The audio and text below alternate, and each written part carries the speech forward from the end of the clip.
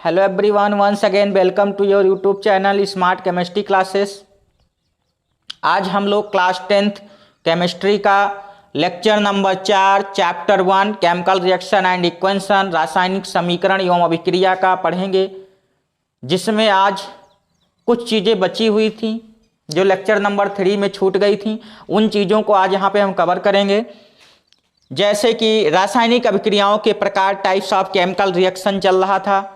तो types of chemical reaction के अंतर्गत यहाँ पे उष्माक्षेपी अभिक्रियाएं, एक्सोथर्मिक रिएक्शन, जो कि उसमें थोड़ा बहुत मैंने कर दिया था एक्सप्लेन, बट यहाँ पे अच्छे से एक्सप्लेन करेंगे। यहाँ पे एक एक हेडिंग डाल के एक्सप्लेन होगा। तो यहाँ पे उष्माक्षेपी अभिक्रियाएं, एक्सोथर्मिक रिएक्शन और उष्माक्षेपी अभिक्रियाएं, एंडोथर्मिक रिएक्शन के बारे में हम लोग बात करेंगे। तो देखते हैं, पहला जो हमारा रिएक्शन है उष्माक्षेपी अभिक्रियाएं। उष्माक्षेपी अभिक्रियाएं, इनको हम इंग्लिश में कहते हैं एक्सोथर्मिक रिएक्शन। क्या कहते हैं? एक्सोथर्मिक रिएक्शन कहते हैं। वे अभिक्रियाएं जिनके फलस्वरूप, ऐसी अभिक्रिया मीन्स ऐसी अभिक्रिया जिनके फलस्वरूप उष्मा उत्सर्जित होती है, उष्माक्षेपी अभिक्रियाएं कहलाती हैं। ऐसी अभिक्रियाएं जिनके फलस्वरूप उष्मा उत्सर्जित होती है, ऐसी अभिक्रियाओं को क्या कहते हैं? उष्माक्षेपी अभिक्रिया कहते हैं। तो यहां पे देखते हैं कि एग्जाम्पल, इसके लिए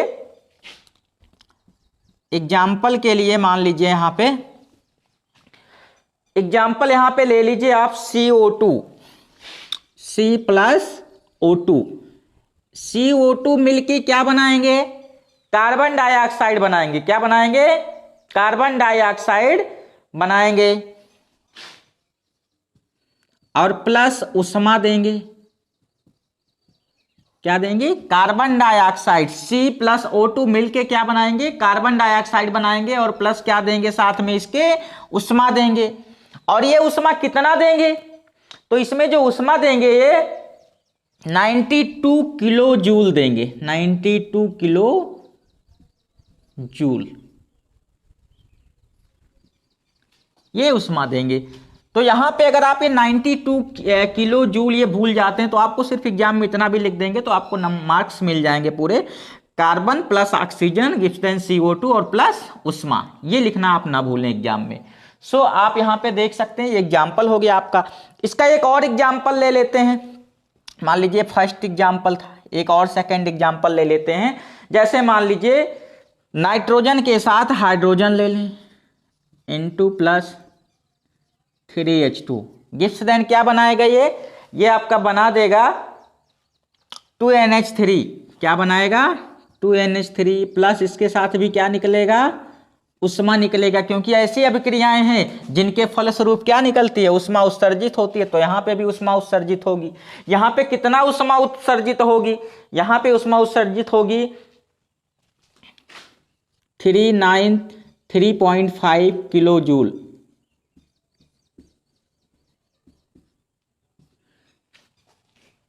3.5 किलो जूल।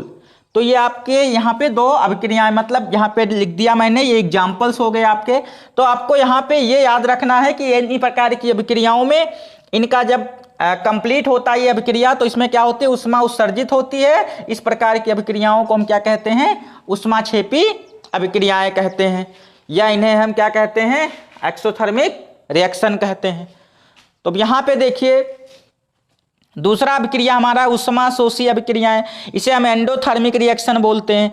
वह रासायनिक अभिक्रियाएं जिनके फलस्वरूप उष्मा अवशोषित होती है, उष्मा शोषी अभिक्रियाएं कहलाती हैं। यहाँ पे उष्मा क्या हो रही थी? उत्सर्जित हो रही थी, और यहाँ पे उष्मा क्या होती है? अवशोषित होगी। क्या होगी? अवशोषित होगी। तो आपको उत्सर्जित और अवशोषित दो शब्दों को नहीं भूलना है। जहाँ पे उष्मा का उत्सर्जन होगा वो अभिक्रिया कैसी होगी? एक्सोथर्मिक होगी। और जहाँ पे उष्मा का अवशोषण होगा वो अभिक्रिया कैसी होगी? एंडोथर्मिक होगी। कैसी होगी? एंडोथर्मिक होगी। तो इस प्रकार की अभिक्रियाएं जो क्या करती हैं? अभिक्रिया के उपरांत या उनके फलस्वरूप क्या करती हैं? उष्मा अवशोषित करती हैं। इसी अभिक्रियाओं को उष्मा शोषी अभिक्रियाएं कहते हैं। इसके लिए एग्जाम्पल देख लीजिए आप। इसके लिए एग्जाम्पल देखते हैं। तो इसका एग्जाम्पल जो है आप लिख सकते हैं N2 प्लस O2 और प्लस यहां पे ऊष्मा क्या होगा, अवशोषित होगा। तो ये दोनों मिलके क्या बना देंगे, O2 और NO2 मिलके क्या बना देंगे, 2NO बना देंगे। क्या बना देंगे, 2NO बना देंगे। अब देखिए एक तो ये रिएक्शन हो गया, यहां पे इस अभिक्रिया में देखिए क्या हो रहा है, N2 और O2 दोनों रिएक्टेंट हैं। इसके साथ अभिक्रिया जब होती है तो क्या होता है, ऊष्मा का अवशोषण होता है। ये ऊष्मा को क्या कर लेते हैं, अवशोषित कर लेते हैं। इस कारण ये बनाते हैं 2NO। ठीक है, 2NO बनाते हैं। तो 2NO जो बनता है वहां पे यहाँ पे क्या हो जाता है, ऊष्मा का अवशोषण हो जाता है। इस कारण से इस प्रकार की अभिक्रिया जो होती है क्या होती है, एंडोथर्मिक रिएक्शन हो जाती है, ऊष्माशोषी अभिक्रिया हो जाती है, क्योंकि ऊष्मा का अवशोषण हो जाता है। दूसरा रिएक्शन यहाँ पे देखते हैं, जैसे मान लीजिए यहाँ पे दूसरा एग्जाम्पल्स देख लेते हैं। एक दूसरा एग्जाम्पल है कार्बन प्लस सल्फर। यहां कार्बन लिखा है, यहां 2s लिखा है, सल्फर लिखा हुआ है। इसके साथ क्या हो जाएगा, इसके साथ भी ऊष्मा का अवशोषण हो जाएगा। अब ये बनाएगा क्या, 2s है, ये कार्बन क्या है, 2 है, तो क्या बना देगा, CS2 बना देगा। तो ये यहां पे क्या हो गया, ऊष्मा का अवशोषण हो गया, ऊष्मा अवशोषित हो गई। इस कारण से अभिक्रिया क्या है, ऊष्माशोषी अभिक्रिया है।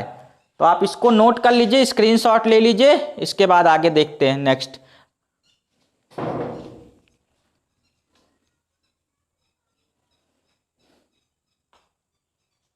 सो आपने स्क्रीनशॉट ले लिया होगा। आगे देखते हैं, इसके कुछ और भी टॉपिक इसमें बची हुई हैं अभी इस चैप्टर में। जैसे विकृत गंधिता एक शब्द है, ये बचा हुआ है, और संक्षारण एक शब्द है, ये बचा हुआ है। तो संक्षारण और विकृत गंधिता अब देखेंगे हम इसके बाद। तो देखते हैं यहाँ पे,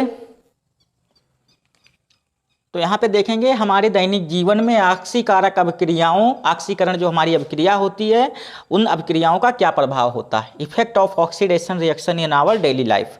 इफेक्ट पढ़ना हमें ऑक्सीडेशन का अपनी डेली लाइफ पे, हमारी डेली लाइफ पे ऑक्सीडेशन का क्या इफेक्ट पड़ता है। तो पहला इफेक्ट है संक्षारण, कोरेशन। तो यहाँ पे देखिए जो संक्षारण होता क्या है, संक्षारण मीन्स संक्षरित होना पदार्थ का। तो यहाँ पे जब किसी धातु पर आर्द्र अम्ल आदि के कारण, जब कोई धातु पे क्या होता है, आर्द्र या अम्ल के आदि के कारण कोई परत बन जाती है, इस परत को संक्षारक मीन्स जो परत बनती है उस परत को हम क्या कहते हैं, संक्षारक कहते हैं, कोरोड कहते हैं। और तथा इस प्रक्रिया को संक्षारण कहते हैं। मीन्स किसी धातु पर आर्द्र अम्ल आदि की क्या होती है, उपस्थिति हो जाती है, जिसके कारण से जो पदार्थ होता है क्या हो जाता है, कोरेड हो जाता है। मीन्स संक्षारक मतलब ये जो परत बनाता है, एक परत बना देता है, कोरेड हो जाता है, संक्षारक परत बना लेता है। और जो ये परत बनाता है, संक्षारक बनाता है, ये जो प्रोसेस होता है, इसी प्रोसेस को हम क्या कहते हैं, संक्षारण कहते हैं। तो संक्षारण का जो एग्जाम्पल है वो है जैसे लोहे में जंग लगना। जैसे जो लोहा होता आप देखते होंगे, पुराना होने पे लोहा पहले क्या होता, चमकीला होता है। जैसे जैसे वो पुराना होता है उसके ऊपर एक क्या होती है, परत जम जाती है। और जो वो परत जमती है, उस परत के वो जो परत होती है वो क्या हो जाती है, बाद में धीरे धीरे करके संक्षरित हो जाती है, यानी वहां से छोटे छोटे भागों में टूट टूट के निकल जाती है। तो वो जो भाग होता है टूट टूट के निकलना, जो परत जमता, उसी को हम क्या कहते हैं, संक्षारक कहते हैं। और जो प्रक्रिया, जो संक्षारित होने की जो प्रक्रिया है, संक्षारण जो करती है, उसी को हम क्या कहते हैं, संक्षारण कहते हैं। जो प्रक्रिया, इसी प्रक्रिया जिसके अंतर्गत ये संक्षारक जो परत बनते हैं, उस प्रक्रिया को हम क्या कहते हैं, संक्षारण कहते हैं। तो आपको ये समझ में आ गया होगा। जैसे लोहे पे जंग लगना, चांदी के आभूषण पे काली परत चढ़ना। चांदी का बहुत सारा ऐसा प्रोडक्ट आप देखते होंगे जिसके ऊपर क्या होता है, धीरे धीरे करके काली परत चढ़ जाती है, फिर उसको लोग साफ करते हैं। ठीक है। तांबे के ऊपर हरी परत चढ़ना। तांबा जो होता है, जो पहले के ज़माने में लोटा वगैरह होता था तांबे का, जिसके ऊपर क्या होता है, हरी हरे प्रकार के क्या चढ़ जाते हैं, परत चढ़ जाते हैं। ये भी प्रक्रिया क्या होती है, संक्षारण कहलाती है। तो यहाँ पे अब देखेंगे दूसरा हमारा है विकृत गंधिता। विकृत गंधिता क्या होती है, इसे रेंसिडिटी कहते हैं। तो रेंसिडिटी जो होता है, विकृत गंधिता क्या होता है? वसायुक्त तेलीय खाद्य पदार्थ का ऑक्सीकरण, वसायुक्त तेलीय खाद्य पदार्थ का ऑक्सीकरण द्वारा स्वाद व गंध में परिवर्तित होना।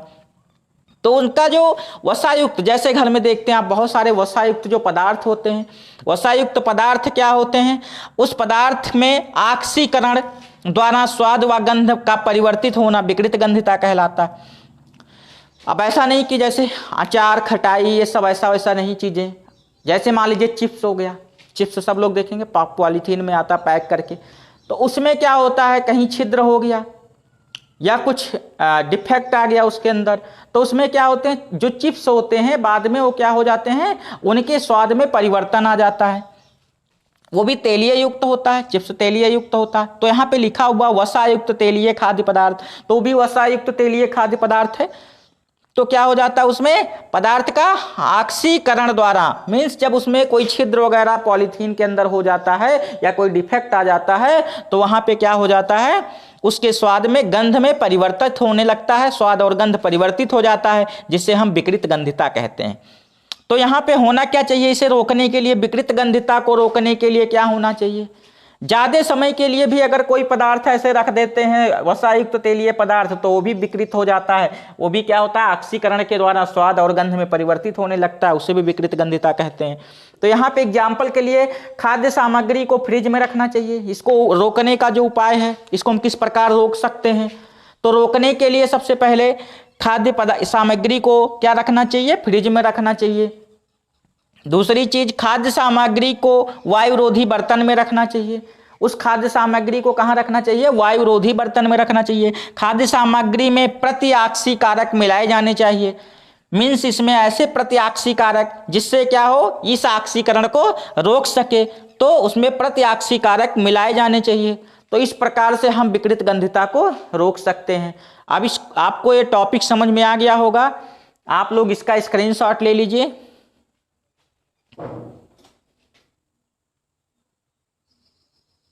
तो आप लोग स्क्रीनशॉट ले लिए होंगे और इस टॉपिक को नोट कर लीजिए आप लोग, और वीडियोज को अच्छे से देख के पढ़िएगा, रोक रोक के पढ़िएगा, आपको समझ में आ जाएगा सारा चीज़ें। तो सारी चीज़ें यहाँ पे, जो चीज़ें टॉपिक्स से रिलेटेड जो आपके बुक्स में दिया हुआ है, टोटल टॉपिक यहाँ पे डिस्कस कर लिए हैं हम लोग। अब इसके ऊपर जो रिएक्शन बैलेंस करने थे, कुछ क्वेश्चंस होते हैं, वो सारे भी मैंने 1-2 वीडियोज में पहले ही करवा दिया था, इंपॉर्टेंट क्वेश्चन, और भी करवा देंगे। बाकी अभी आप लोग इतना पढ़िए, ये आप इस चैप्टर के लिए बहुत है, ठीक है। तो आप लोग इसको अच्छे से कॉपी पेन लेके बैठिए, नोट्स बना डालिए, और अच्छे से ये नोट्स आपको हमेशा काम करेगा। और इस नोट्स को जब आप पढ़ेंगे, बार बार रिवाइज करेंगे, बार बार रीड करेंगे, तो आपका नोट्स अच्छे से तैयार हो जाएगा, और फिर आपको एग्जाम में कोई दिक्कत नहीं होने वाली है। तो आप एग्जाम में अच्छे से जाके अपना एग्जाम दे सकते हैं। सो बोर्ड वाले जो बच्चे हैं, बहुत अच्छी तरीके से तैयार कर लें। क्लास 9 से जो बच्चे 10th में गए हैं, जिनको इस बार बोर्ड का पेपर देना होगा, तो वो बच्चे बहुत अच्छी तरीके से इसको स्टडी करें, जिससे उनको आने वाले एग्जाम में किसी प्रकार की कोई प्रॉब्लम्स ना हो। So thank you. घर पे रहिए, मस्त रहिए, स्वस्थ रहिए और पढ़िए। आपको किसी प्रकार की कोई प्रॉब्लम नहीं होने वाली है। इस चैनल पे आपको वीडियोज मिलते रहेंगे और आप इसको स्टडी करते रहिए। So thank you.